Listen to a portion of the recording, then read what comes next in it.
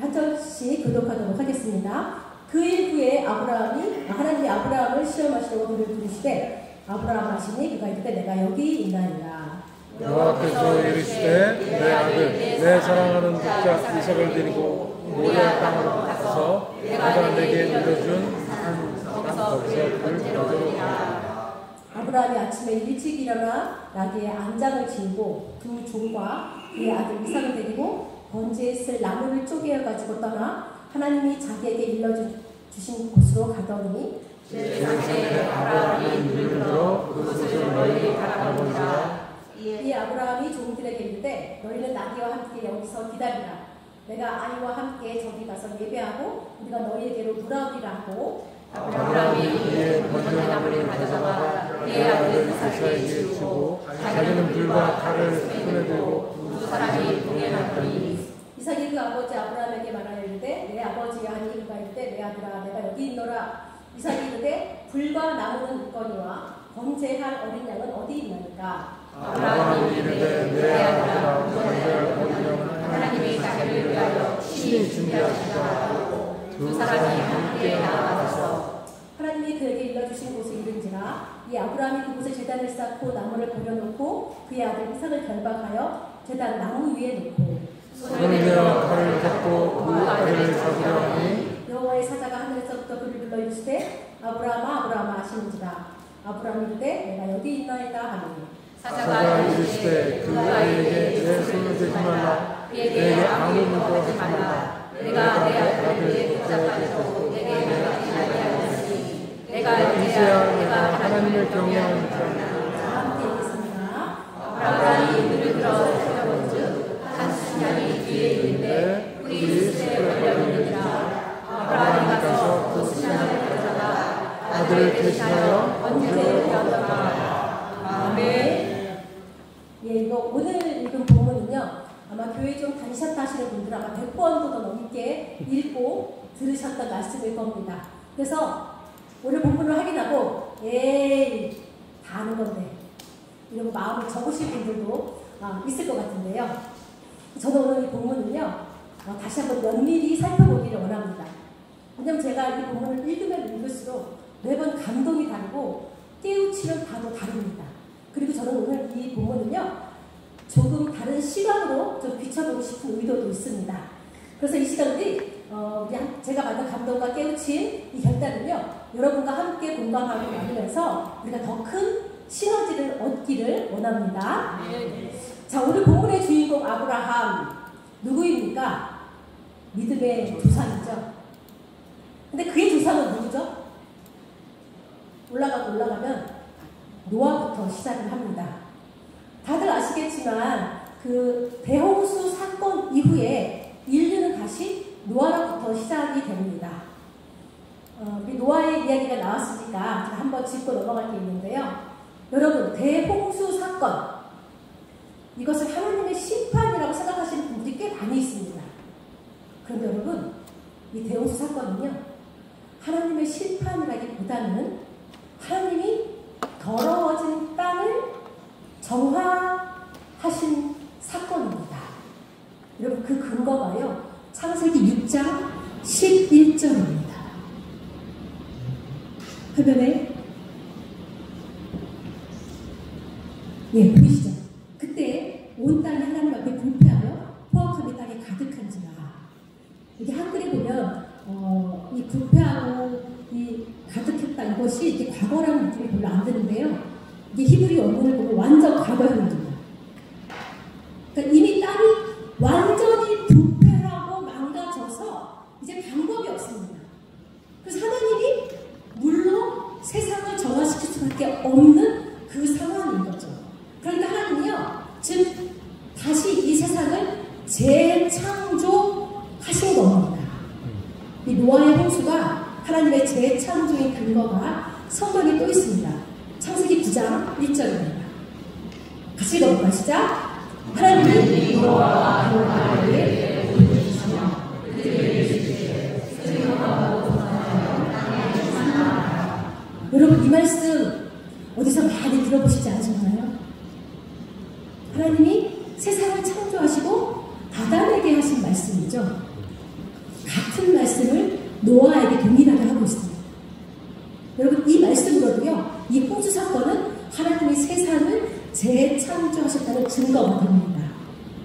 그래서 우리 이제요, 시선을 바꿔서요, 노아의 대복수 사건은 하나님의 심판보다는 하나님의 정화 사건, 재창조 사건으로 이해를 좀 해주시기를 부탁드립니다. 왜냐하면요, 우리는요, 이 구약의 하나님을 너무 무서운 하나님으로 그렇게 보는 경향들이 있습니다. 여러분, 우리 하나님 절대 그런 건 아닙니다. 하기는요, 어떤 신학자들은요, 구약의 하나님과 신약의 하나님이 다른 하나님이라고 그렇게 말도 안 되는 주장을 했던 분들도 있거든요. 그런데 우리 하나님이요, 여러분 무작정 분노하시고 무작정 심판하시고 죽이시고 명령하시고 그런 이상한 분 절대 아니시잖아요. 또 그리고 이렇게 노아의 이 재창조, 이것도 하나님이 얼마나 기다려주셨죠? 그들에게 시간을 주셨습니다. 무려 120년. 그들에게 이만한 시간을 기회를 주셨거든요. 방주 짓는 시간을. 그리고 우리 하나님이요, 또 오해받는 게 뭐냐면요, 여러분, 이스라엘 백성이 가나안 땅에 들어갈 때 그 진멸하라고 하잖아요. 그리고 사람들이 이럽니다. 아니, 어찌 사랑의 하나님이 그렇게 사람을 다 죽이려고 하느냐. 근데 여러분, 저 여호수아 몇 번 살펴봤잖아요. 가나안 족속들의 진멸을 누가 선택한 거다? 자기들이 선택한 겁니다. 여러분, 그 증거가요? 누구죠? 예, 기생라합과 기몬 족속 아닙니까? 똑같이 보고 듣고, 그런데 누구는 그 하나님 믿고 싶다. 그러나 또 다른 누구는 그 하나님하고 대적하고 싶다. 여러분, 우리 하나님 무덤성, 얘들아 가나안 땅 들어가. 거기 가면은 이미 누가 살고 있어. 근데 거기 니네가 살아야 되니까 거기 있는 애들 다 죽여버려. 이런 게 아니십니다. 여러분, 그들에게요 기회를 주셨습니다. 몇 년이요? 400년이요.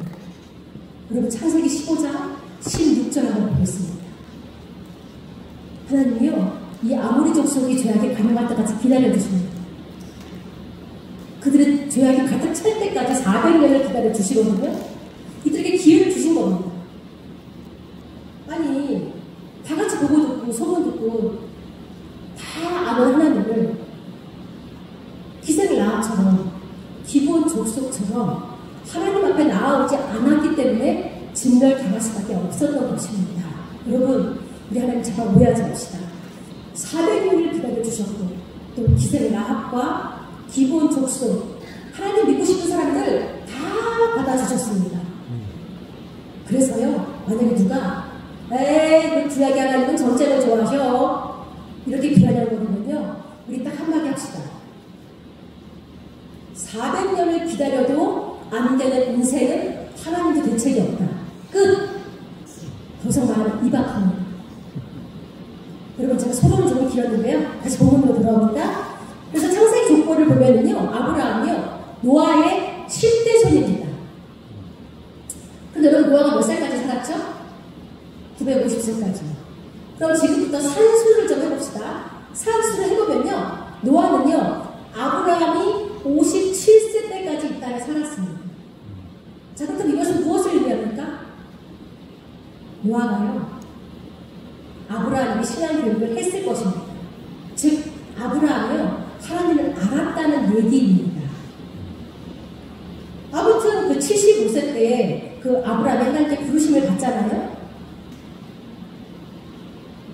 그가 비록 그때는 아마 갈대아 우르 그 먼 땅에서 그 아버지 대란 밑에서 그 무사하게 조각하는 일로 먹고 살고 있었는데요. 그런 그에게도 그 마음속에 하나님이 있었습니다. 근데 그렇지 않고서야 어떻게 하나님의 부르심에 그렇게 순종을 할 수 있었겠습니까? 그리고 여러분, 상식적으로요, 하나님이요 자신이 누구인지도 모르는 사람한테 가서 하나님 말씀을 하실 일도 없고요, 또 말씀을 한다고 해서 바로 알겠습니다 이렇게 순종하는 것도요 사실은 지극히 정상적입니다. 그리고 비록 우리가 가지고 있는 이 성경에 나와 있지 않지만 히브리 사람들 사이에서 내려오는 어떤 유대 전승이나 그 의견을 보면요, 아브라함이 10대 그 소년의 시절에 그 셈의 집에 가서 39년간 거주하면서 하나님의 도를 배웠다, 이런 이야기가 전해져 내려오고 있습니다. 아무튼 그래서 아브라함은 75세에 하나님의 부르심을 받고 떠납니다. 어떤 사람들은요, 이때 이 아브라함의 순종을 아주 크게 평가합니다. 그런데 여러분, 순종은 맞습니다. 하나님의 말씀에 통 하나 남지 않고 결단하고 떠났으니까요. 그런데요, 이게 그렇게 어려운 순종은 좀 아니었다고 봤습니다. 왜냐면요, 하나님이 그 아브라함을 부르면서 약속하신 그 이야기의 창세기 10장이 쭉 나오거든요. 이 얘기를 쭉 읽어보면요, 여러분, 이건 솔직히 순종 아닙니다. 지금 인간적인 선택이고 결단입니다. 왜요? 하나님이요, 주신 대로 줄 테니까 가라고 하거든요. 자손과 땅을 준다고 하거든요. 여러분, 우리는 자손과 땅이 그렇게 크게 와닿지 않죠. 이 당시는 최고의 복입니다. 여러분, 제가 만약에요, 예를 들어서 김동준 집사님한테, 집사님, 단월, 저기 깊은 산골 어디에, 거기 가면, 어디 가면, 순금 100톤이 있습니다. 가세요. 이러면, 집사님 가실까요? 안 가실까요? 갑니다. 여러분, 그럼 이게 순종입니까? 여러분, 창세기 10장 1절부터 읽어보면요, 그가 받을 복이 어마어마합니다. 순금 100톤과는 비교도 할 수 없는 그 복. 근데 그 말씀을 누가 하셨다? 우리 조상의 하나님, 여호와 하나님께서 그 얘기 직접 하신 겁니다. 그러니까 그가 떠납니다. 그러니까 아브라함의 첫 번째 순종은요, 조금 실수입니다. 복 준다고 하니까 순종할 수 있습니다. 순종해라, 복 줄게. 자, 그런데요, 오늘 본문은 아브라함에게 조금 더 강력한 한 차원 높은 순종을 요구하십니다. 순종해라, 그러면 뺏을게. 여러분, 첫 번째 순종은요, 순종에 복 줄게. 이거는요, 보통 우리 믿음의 초반부에 많이 저희 경험합니다. 근데요, 이제 믿음이 좀 자라고요, 성장하면요, 하나님요, 두 번째 순종을 꼭 요구하십니다. 순종해라, 그럼 뺏을 거야. 근데요, 우리는 결론을 이미 알고 있지만요, 하나님이 진짜로 뺏어 가나요? 아니죠. 근데 사실, 그때는 그거 뺏길까봐 순종 못하는 경우가 참 많이 있습니다. 제 인생을 돌아보면요, 이 시험을 통과하지 못해서 참 많이 돌고 돌았습니다. 지금 생각하면 뺏길 것도 없는 인생인데, 그 작은 하나 뺏길까봐요, 제가 아주 전전긍긍 노심초사, 아무튼 우리가 이렇게 여기서 본 존재입니다. 자, 우리 하나님은요, 아브라함에게도 이 두 번째 순종을 요구하시는데 참 짓궂습니다. 아니, 그 전에 우리 하나님은요, 이 자식이 없는 아브라함에게 자손과 땅, 그것도요, 셀 수 없을 만큼 하늘의 별과 바다의 모래같이 많은 자손을 약속하셨습니다. 지금 우리는 자손이 무슨 복이야, 귀찮지, 이럴 수 있거든요. 그 당시에는 복 중에 복이 자손입니다. 그리고 수천 년 전의 자식은요, 후손은요, 경제적으로는 노동력이고요, 정치적으로는 군사력입니다. 그래서요, 자손이 많다? 최고의 복입니다. 그런데 여러분, 문제는 하나님이 그렇게 약속하신 복이 언제 이루어집니까? 이게 바로 인생의 딜레마입니다. 여러분, 25년 만에 이루어지잖아요. 제가 믿음의 초신자 때는요, 하나님은 진짜 약속을 바로바로 들어주셔야지, 무슨 25년이나 걸리냐, 너무하네, 제가 이렇게 읽었습니다. 근데 여러분 아시다시피 아브라함의 인생 중에서 25년 동안 얼마나 많은 일들이 있었습니까? 기근을 피해서 애굽으로 피난가죠. 거기서요, 자기 부인을 유일한 속입니다. 또 사랑하는 조카 그 룻과 땅 싸움하다가 또 결별하죠. 그리고 또 기다리다 결국 또 하마를 통해서 이스마엘을 낳죠.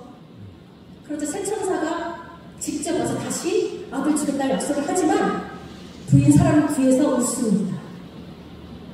그리고 또 그날 땅으로 기근을 해서 내려가는데 거기서 또 부인을 유인하고 속입니다. 진짜 아브라함이요. 2번이나 똑같은 거짓말을 합니다. 여러분, 아브라함이 믿음의 조상이었지만요. 그때는요. 어떤 일이 생기면 이 사람의 방법으로 문제를 해결하려고 하다가 실패하고 또 실패하고 그도 자, 그때는 어쩔 수 없는 우리와 똑같은 그런 성적의 인물이었습니다. 자, 어쨌든 여러분, 하나님의 약속이 늦은 이유는 누구 때문이다? 하나님이 아브라함에게 하신 그 약속은요, 그 약속, 그 복을 받을 만한 때에 주시는 겁니다. 즉 받을 그릇이 되었을 때 주시는 거죠. 근데 여기 하나님은요, 그 아브라함의 수많은 실패에도 불구하고 정말 감사하게 자신의 약속을 포기하지 않으시고 오히려 그 과정을 통해서 아브라함을 믿음의 조상으로 세워가셨습니다. 즉 이 25년이라는 시간은요, 아브라함에게는 하나님의 주권과 약속과 하나님의 성품을 배우는 그 훈련에 아주 좋은 시간들이었습니다. 자, 그래서 이제 드디어 아브라함은 모든 믿음 훈련이 다 끝나고 아들 이삭을 선물로 받습니다. 100세예요. 여러분, 100세에 얻은 아들 상상이 되십니까? 그런데 이게 웬일입니까? 그 사랑하는 독자 아들 이삭을 하나님께 바치라고 합니다. 이럴 때 믿음이 작은 사람들은요, 하나님 안 믿고 싶어집니다. 아니 뭐야? 줄 때는 어쩌고 끝부서가? 근데요, 여러분, 아니 근데 아브라함은 어떻게 하나님의 이 명령에 순종할 수 있었을까요? 다른 것도 아니고 아들, 그것도 하나밖에 없는 아들, 100세에 얻은 아들. 그다음 순종하지 않을 수 없는 이유가 있었기 때문입니다. 자, 여러분, 먼저 지금 이 상황은요, 수천 년 전에 고대 근동의 상황을 감안하셔야 됩니다. 그 당시 장자는요, 그 집안 자체입니다. 그래서 옛날에 우리나라도요, 그 집안의 모든 땅과 재산 누구 거다? 다 장남이에요. 그 고대 근동의 장자 상속법도요, 그 집안의 토지와 재산은 다 장남의 몫입니다. 즉, 개인과 가문의 모든 희망과 꿈이 장남에게 걸려 있습니다. 그래서 아브라함에게 주신 이 하나님의 명령도요, 그 이러한 어떤 문화적 배경에 우리가 비추어서 이해를 해야 되거든요. 자, 아무튼 제가 아까도 말씀드렸던 아브라함이요, 그 노아와 셈 할아버지로부터 그 신앙 교육을 받았단 말이에요. 그래서 아브라함이요, 그 아담과 그 하와의 죄로부터 모든 인간은 죄인이라는 것을 알고 있었습니다.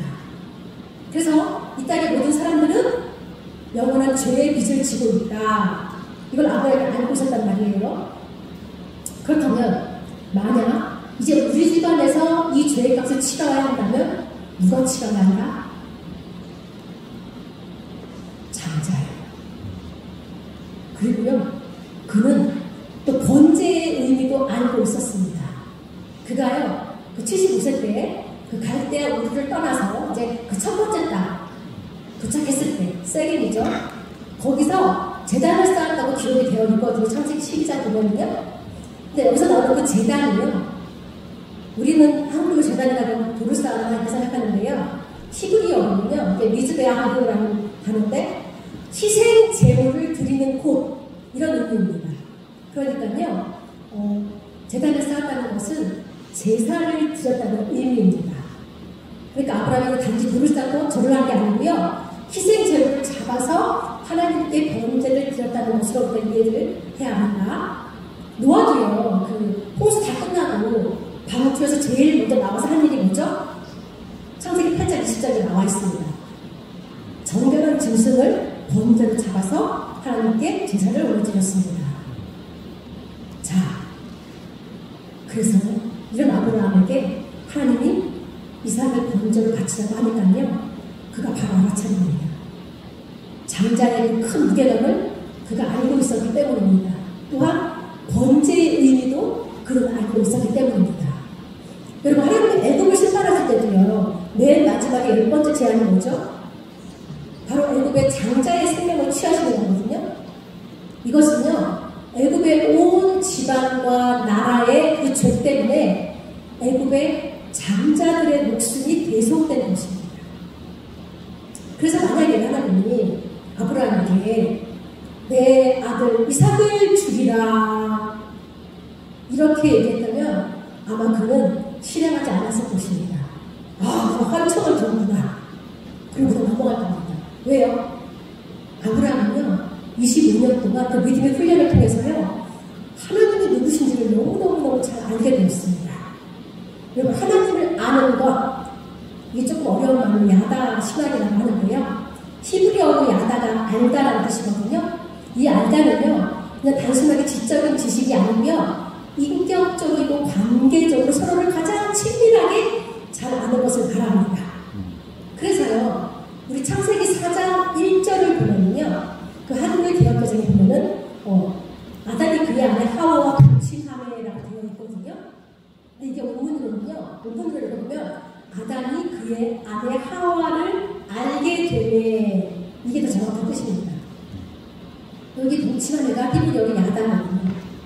그러니까요, 아브라함도요, 그동안 하나님과 동행하면서 하나님의 속성과 성품을 깊이 알고 깨우쳤습니다. 그러니까 하나님의 성품, 하나님의 사랑과 정의와 공의에 위배되는 일을 그에게 시키실 리가 없기 때문에 이삭을 주려고 했으면 아마 그는 실행하지 않았을 텐데요. 오늘 우리가 읽어보면 하나님은 뭐라고 하시죠? 2절입니다. 그를 번제로 바치라. 번제로 드리라. 아들을 번제로 바치라고 하니까요. 아브라함이 바로 바쳐줍니다. 하나님이 우리 집안의 빚을 회수하시는구나. 우리 집안의 죄 때문에 장남이 죽어야 하는구나. 그러나 여러분, 이해할 만한 명령이라 할지라도 덜 끔찍해지는 것은 아닙니다. 그러나 아브라함은 깊은 생각을 했겠지요. 하나님은 거룩하시다. 그래서 우리의 죄 때문에 이삭이 목숨을 잃어야 한다. 하지만 하나님은 또한 은혜의 하나님이시다. 이삭을 통해 나에게, 우리 가문에, 이 세상에 복을 주시겠다고 약속하셨다. 거룩하고 의로우신 하나님이 어떻게 동시에 이 구원의 약속을 은혜로 이루실 수 있을까? 사실 아브라함도 답은 몰랐을 것입니다. 답은 모르지만 그래도 갔습니다. 왜요? 그는 아마 그렇게 된다는 것 같습니다. 방법은 내가 모르지만 하나님은 분명히 장자에게 전가된 빚을 어떻게든 제하시고 은혜의 약속을 지키실 것이다. 왜냐하면 그 하나님을 너무너무 잘 알았기 때문입니다. 오직 거룩하고 사랑이 많으신 그 하나님을 분명히 알았기 때문이죠. 여러분, 여기서 그 혼란을 하면 안 되는데요. 아브라함이 이건 살인이야. 그렇지만 그래도 하나님의 명령이니까 해야겠어. 이런 맹목적인 신앙으로 모리아산에 갈 게 절대로 아닙니다. 그가 만약에요, 자신이 거룩하신 하나님께 빚진 자임을 알지 못했다면 그는 하나님의 이런 명령을 하고 나서 미친 듯이 펄펄 뛰었을 것입니다. 그리고 만약 그가 또 그 은혜로운 하나님을 알지 못했다면 그는 하나님의 이 명령에 너무도 낭망해서 아마 끙끙 앓아 누웠을 것입니다. 그런데 그는 우리 하나님을 너무도 잘 알기 때문에 그가 산으로 한 발짝 한 발짝 걸음을 옮길 수가 있었던 것입니다. 그리고 이렇게 고백을 했겠지요. 나는 하나님이 거룩하시고 은혜로운 분이심을 안다. 어떻게 하실지는 나는 모르겠지만 하나님은 이번에도 분명히 자신이 반드시 그런 분이심을 보여주실 것이다. 그래서요, 창세기 22장 5절에 그가 종들에게 우리가 너희에게로 돌아오리라, 이 말로 그 어떤 희망의 암시를 주고 있습니다. 어쨌든 그가 이제 드디어 칼을 잡고 그 아들을 잡으려고 하자 하나님 급하게 그를 두 번 부르십니다. 그리고 이렇게 말씀하시죠. 이제야 내가 하나님을 경외하는 줄을 아노라, 이렇게 말씀하시거든요. 여러분, 이 말씀은요, 하나님이 아브라함이 하나님을 사랑하시는지 아는지 알아보려고 것이 아닙니다. 아니 전지하신 하나님이 아브라함의 마음을 몰라서 시험하신 걸까요? 우리 하나님은 모든 사람의 마음 상태를 다 합니다. 다만 우리 하나님은 아브라함을 영광로에 넣으셨습니다. 그래서 그가 하나님을 향한 신뢰와 그 사랑이 결국 순금같이 되어 나오게 하신 것입니다. 자, 그렇다면 왜 하나님이 아브라함의 믿음을 위해서 이삭을 수단으로 사용하셨을까요? 만약 하나님이 이렇게 아브라함과 이삭의 관계에 개입하지 않으셨다면 아브라함은요, 이삭을 세상 그 무엇보다도 사랑했을 것입니다. 사실 어쩌면 지금 이미 그런 상태일 수도 있습니다. 그렇다면 여러분, 그것은 어머니 우상 숭배입니다. 우상. 여러분, 내가 만든 신은 반드시 나를 배신합니다. 여러분, 하나님이 왜 우상을 숭배하지 말라고 합니까? 우상 숭배는 반드시 해를 자초하기 때문에. 그래서요, 하나님이 아브라함을 이렇게 거칠게 다뤄주신 것은요, 우리 하나님의 자비였습니다. 아브라함에게 이삭이 우상이 되어버린다면 그와 그 아들 인생 모두 실패하는 인생이 되기 때문입니다. 여러분, 우리는 우상, 그러면요, 목상 앞에 절을 하고 있는 모습을 떠오릅니다. 근데 그것만이 우상입니까? 내 마음속에, 내 인생에 하나님보다 우선하는 것이 다 우상입니다. 즉, 그것이 없으면 못 사는 게 바로 우상입니다. 꼭 손에 넣어야만 하기에 그것을 얻기 위해서라면 한때 존중했던 규칙도 어기고 남들과 자신마저 해치면서 추구하는 것. 그래서요, 우상은 끔찍한 악을 낳는 영적인 중독입니다. 건강을 해치면서까지 일을 하고 승진하려는 법을 어긴다면 그 일은 이미 우상화된 것입니다. 저것만 있으면 내 삶에 의미가 있을 거야. 여러분, 내 주변에 우상이 넘쳐납니다. 그래서 어느 신학자는요, 인간의 마음은 우상 공장이다, 이런 표현까지 했습니다. 그리고 사도 바울도요, 특별히 탐심이 나쁜 정도가 아니라 우상 숭배라고 딱 꽂혀서 말씀하셨습니다. 골로새서 3장 5절입니다. 예, 마지막에 보이시죠? 탐심은 우상 숭배입니다. 아무튼 여러분, 백세에 얻은 아들, 그 이삭은 아브라함에게 큰 선물이었지만요, 하나님이 그의 인생의 첫 번째 장애에 없다면 이삭과 함께하는 것은 아브라함에게 안전하지 않은 것을 하나님이 가장 잘 아셨습니다. 그리고 아브라함도요, 하나님과 아들 중에서 하나님을 선택해야 하는 일이 없는 한 그는 자신의 사랑이 우상 숭배로 변화되었음을 알 길이 없었을 것입니다. 그래서 아브라함은 그 긴 괴로움에 그 긴 여정을 마치고 나서야 비로소 아마 이삭을 가장 지혜롭게 잘 사랑할 수 있었을 것입니다. 이 믿음의 여정이 없었더라면요, 그는 이삭이 그 삶의 최고의 희망과 기쁨이었기 때문에 아마도 그를 과도히 훈육하거나 아니면 너무 훈육하지 않았을 그 두 가지 가능성밖에 없습니다. 왜 그럴까요? 여러분, 우상은요, 우리를 속박합니다. 그래서 행여나 만약에 이삭이 그에게, 그 아버지에게 사랑과 순종을 보이지 않으면요, 아마 아브라함은 그 지나친 분노와 불안과 우울에 빠졌을 것입니다. 여러분, 신의 역할을 할 수 있는 그 막중한 무게를 감당할 수 있는 자녀는 단 한 명도 없습니다. 여러분, 의지에 따라 크고 다칩니다. 여러분, 자식이든 배우자든 친구든요, 사람은요, 그저 사랑의 대상입니다.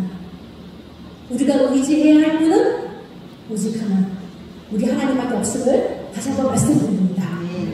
자, 그래서요, 하나님이 그 아브라함의 마음속 우상을 다루어 주시지 않았더라면 아마도 아브라함을 향했던 그 하나님의 계획은요, 아마 상당히 지체되거나 무기한 연장되었을 가능성이 있었습니다. 그리고 그 가정과가 파탄이 되거나 불행했을 가능성도 있습니다.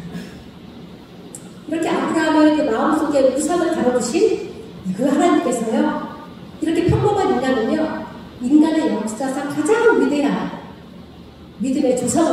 만들어주신 것이지. 여러분, 근데요, 우리 주변에도요, 자녀나 배우자가 우상이 되는 일이 참 많이 있습니다. 제가 옛날에 20살 때요, 저희 교회 집사님이었는데요, 아들 사랑에 빠지셔갖고요, 자신의 모든 시간과 재능과 재정은요, 다 아들에게 쏟아부었습니다.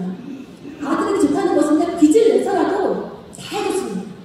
그래서 아들이 1등 하면요, 막 하늘을 날아다닙니다. 이렇게 아들한테 푹 빠져 계셔갖고 제가 조마조마했습니다. 근데 이분도요, 교회 잘 다니시는 집사님이셨습니다. 그런데요, 여러분, 결국 이게 터지더라고요. 이 아들이 커서 고등학교 1학년이 됐을 때 여자친구가 생겼어요. 그러니까요, 그 착하고 말지 않는 그 귀여운 아들이요, 오빠한테 말대꾸를 하기 시작하다가 결국 반항까지 하셨습니다. 엄마의 소리를 듣고 집에 나가버렸어요. 이 집사님이요, 세상 다 산 것처럼 울며 불며 우울해하고 죽고 싶다고 하셨어요. 그러면서 하는 말이요, 내가 아들을 너무 사랑해서, 내가 아들을 이별하게 사랑해서. 근데 여러분, 지금 이 문제가 아들을 너무 사랑해서 생긴 문제입니까? 착각입니다. 제가 그 집사님께 이렇게 말씀했어요. 집사님은요, 아들을 너무 사랑해서, 유별나게 사랑해서 이런 문제가 생긴 게 아니고요, 자신과의 관계에서 하나님을 너무 적게 사랑한 게 문제였습니다. 이랬더니 집사님이요, 펑펑 우시더라고요.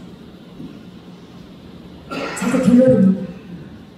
여러분, 우리가 인생을 살다 보면요, 하나님이 사실은 우리를 구원하시는 중인데 오히려 죽이시는 것처럼 보일 때가 있습니다. 아브라함의 경우에도요, 하나님은 그를 위대한 사람으로 빚으시는 중이셨는데 겉으로는 아주 매정해 보이셨습니다. 그런 상황에서 하나님을 따른다는 것이요, 너무 두렵고 무섭고 어려웠을 것입니다. 여러분, 성경에 모세와 다윗, 요셉 같은 인물들도요, 다 똑같습니다. 하나님이 그들을 버리신 것 같았지만 나중에 알고 보니 하나님은 그들 삶 속에 해로운 우상을 달고 계셨습니다. 그런데 그 방법이 역경이었기 때문이죠. 여러분, 지금 이 시간 우리의 우상을 한번 조용히 돌아보기를 원합니다. 내가 오랫동안 바라고 사모하고 있는 것이 있다는데 여러분, 그거 우상이 되기 쉽습니다. 왜요? 과도한 애정은요, 숭배로 바뀌기 때문입니다. 또 하나님만이 주실 수 있는 마지막 기쁨은요, 인간에게 얻어내고 있다면 그것 또한 지금 빨리 대상을 발견해야 합니다. 특별히 자녀, 자식은요, 우리가 자녀를 너무 많이 사랑해서 문제가 생기는 게 아니고요, 자식과의 관계 사랑을 너무 적게 사랑하는 것이 늘 문제를 일으킵니다. 여러분, 우리가 보유하는 게 영적으로 안전하지 못한 것이 있다면, 즉 우리 삶에 이상이 있다면요, 빨리 재물을 바쳐야 됩니다. 거기에 악착같이 매달리면 노예가 되기 쉽습니다. 어떻게 우리가 그렇게 할 수 있을까요? 그런데 하나님은 우리를 지극히 사랑하시고 아끼시고 기뻐하심을 우리가 알고 확신해야 합니다. 하나님의 그 사랑 때문에 우리 마음은 오직 그 한 분 안에서 안식과 의미와 안전을 얻고 삶에 무슨 일이 닥치던 우리가 감당할 수 있어야 합니다. 그런데 우리가 그 사람을 어떻게 확신할 수 있죠? 하나님이 아브라함에게 했던 그 말씀의 힌트가 있습니다. 12절입니다.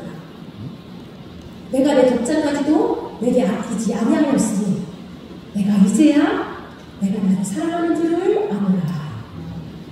그렇다면 여러분, 우리는 이 시간 이렇게 고백하기 원합니다. 하나님, 사랑하시는 독자까지도 제게 아끼지 아니하셨으니 저를 사랑하시는 줄을 제가 아나이다.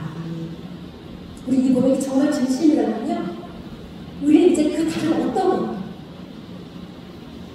오직 우리 하나님 안에서만 참된 안식과 안전을 얻을 수 있습니다.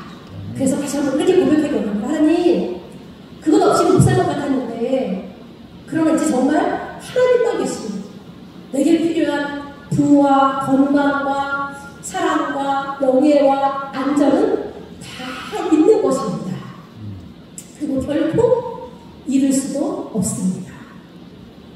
우리 날마다 나의 이삭을 하나님 아래로 강등시키고 하나님의 사랑만을 높이고 신뢰하면서 그 주님 한 분이면 충분하다고 주님까지 주시는 사랑과 기쁨을 누리고 자랑하는 만족하는 감사하는 우리 모두가 다 되시기를 간절히 축원합니다.